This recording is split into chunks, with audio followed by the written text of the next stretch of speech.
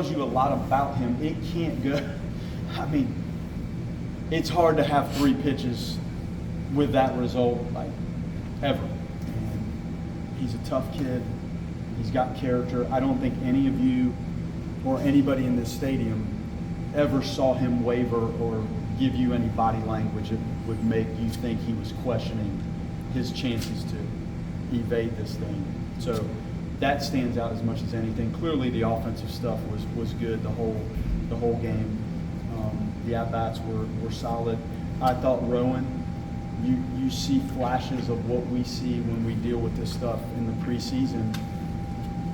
There's more in the tank with him, but that's a power 93, 94, 95 mile an hour freshman left-handed arm with a nice, tight, hard, late breaking ball. So it was good to get him in there. And then that was more of what we had seen out of Tejeda leading up to this.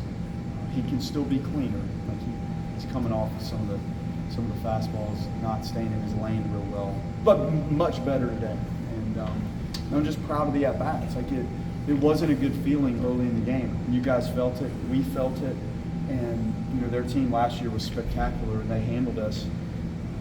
And you had a taste of that in the first 5 minutes of the ball game. So proud of the way the guys responded and opened that game up. Ferrer's grand slam, clearly the blow that opened it up. We were in position to open that game up, but it didn't happen, in my opinion, until his at-bat there. He played a good game in left field. Tibbs in right field was nice. You know, the defense. We didn't have a lot of plays where we punched 13 or 14 guys out, so there wasn't a lot going on, but good enough. Proud of the guys. For Whitaker to give up the 2 home runs and then retire 15 straight, is that just experience, mental toughness? Yes and yes. And he tried to stabilize everything he was doing on the mound. Like, you almost feel like when that's happening, did they know what was coming somehow? But had they prepared? You know, everything that we prepare for is available on video. Like, it's not just something you're asking the opponents for scouting reports. You see it. So you just need to make sure you're clean with everything you're doing and your grips and your positioning of your glove, and that we're doing the right thing behind the plate. And I think that was in play for him, obviously, in the first inning. Like, is there something I'm doing that's tipping this? I don't think it was tipping it like with the actual release. I think if it was anything, it might have been before, but he stabilized and clearly figured it out on his own. It was good. It's double-digit runs, and I believe 5 out of the 6 of your last games. How good is it for you to see that consistency this early on in the season? And if you could point to something, you know, what's working?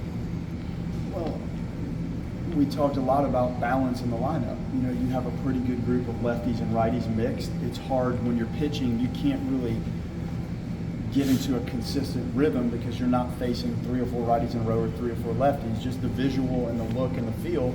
It gets a little tougher when you have competitive left, right, and you can jog it. I'd start with that. The guys work really hard at this. We've talked about it before. Like, the hours they spend on their offensive game and looking at video, and the assistant coaches prepare the scouting report. So we have an idea going into this, like what the arms are going to look like. The work in the cages, you know, we've improved the cages and we've upgraded some of the things we do down there for player development. And you're seeing some of the players develop, which is a huge part of this. Recruiting, talent acquisition, warfare is part of it. Like, you have to try to continue to bring really good athletes in. I think that's a part of it. But it's the holistic body of work that these guys set out to accomplish here with their daily work, and it's our responsibility to bring capable guys into the program best we can. He's obviously always had the tools, but how much have you seen Jaime's approach evolve since you've been here? He's very aggressive. Like, he's got an aggressive approach, and that's dangerous. Clint Hurdle told me when we were back in the minor leagues, he was our hitting coordinator. He said, just remember, a swinging bat's a dangerous bat. It was just kind of a little cliche, but he is. It's dangerous. Like, you don't get a lot of freebies when you're on the mound and he's at the plate. Within that, I think that aggressiveness, he's harnessed some of that and has kept things in the hitting zone a little bit better, less than 2 strikes. And he's always been a tough 2-strike hitter, but you just don't want to deal with like too many 0-2 and 1-2 counts by maybe swinging at or fouling off pitches early in the count that maybe you're better off taking. But he's dangerous. He's physical. We talk about this weight room a lot. I bet if you check his strength numbers from day one in this program to where he is right now, he's strong. And he stays in there and stays on the ball, and that's why he does damage to all parts of the stadium. So it's been good to watch that. Cam Smith is 25 for 50 on the season. 50 at bats I didn't hitting, know that. 50 at bats hitting 500 is kind of ridiculous. For any level. It's hard to do. It's hard to do. And he stays on the ball and stays inside it. He's chopped some balls to the left side, and when he gets down the line, like when he opens it up, he can run. So he's had some infield hits. There's just a lot going on, and he has reduced his strikeouts. And when you're that physical and you can run and you have that kind of power, putting it in play is a game changer, and it has changed. We're going to run into some pitching, down the stretch that's maybe more familiar with him. So we have some challenges ahead of us, and we have to just continue to fight through pitch by pitch of the at-bat, Cam included, Tibbs included, everybody, to continue to just try to maximize your chances every day to go out there and score. We talked about that series last year. There's so many guys, so many games in a baseball season.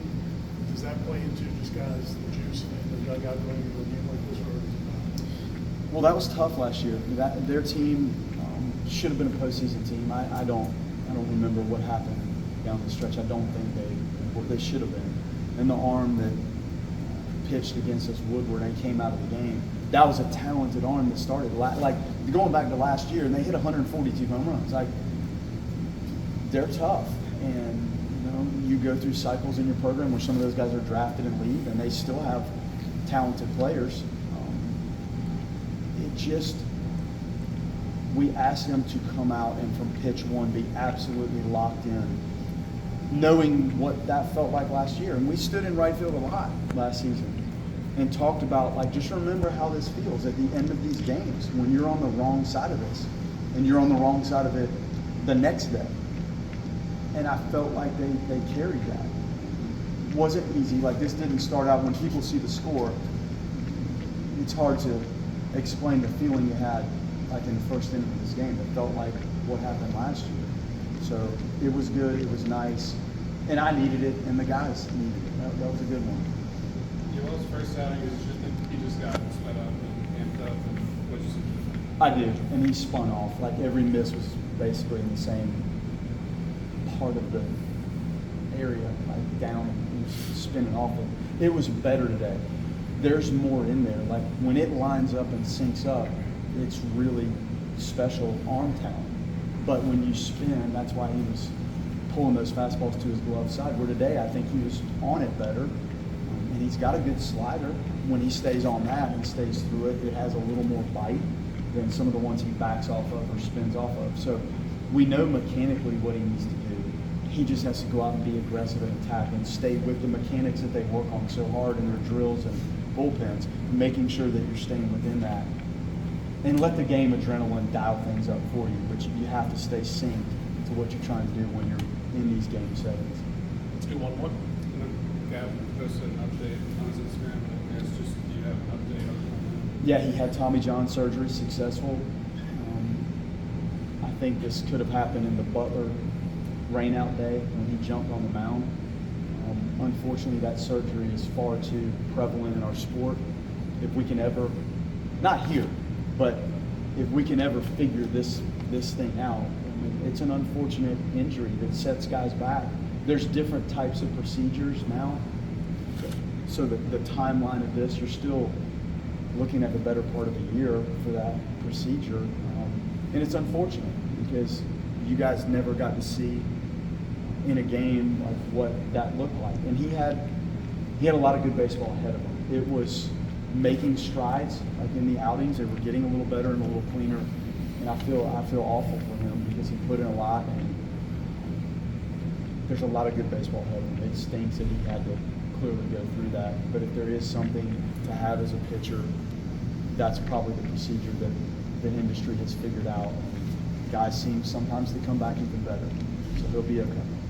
It's 11-0 on opening day, 11-0 now. Man, 11's looking down on this and he's loving it. that was fun today. I'm proud of the team. Thanks, Coach.